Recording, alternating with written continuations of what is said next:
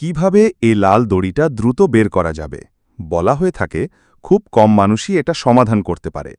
ভালোভাবে দেখলে বোঝা যায় লাল দড়িটা একটা বড় এবং একটা ছোট রিংয়ের মধ্যে আটকে আছে, যা পুরোপুরি একটি আবদ্ধ স্থান তৈরি করেছে।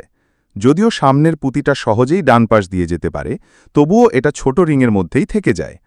এই আপাতদৃষ্টিতে অসম্ভব পরিস্থিতিটি বুদ্ধিমত্তা এবং ধৈর্য উভয়ের জন্যই একটি বড় চ্যালেঞ্জ।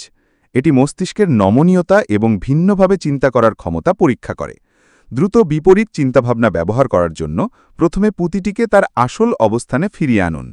ছোট রিংয়ের ভিতরে লাল দড়ি দিয়ে একটি গিঁট বাঁধার দিকে মনোযোগ দিন। লাল দড়ির পিছনের প্রান্তটি ধরে পাশে থেকে এটিকে ঘোরান। তারপর পুঁতিটিকে লাল দড়ির মধ্য দিয়ে যেতে দিন। একটি ক্রসের মতো অবস্থা তৈরি হবে। যখন আপনি ওপরের দিকে টানবেন, তখন গিঁটটি জাদুকরীভাবে খুলে যাবে। এরপর আপনার বাম হাত দিয়ে লাল দড়িটিকে পিছন থেকে সামনের দিকে ঘুরিয়ে আনুন।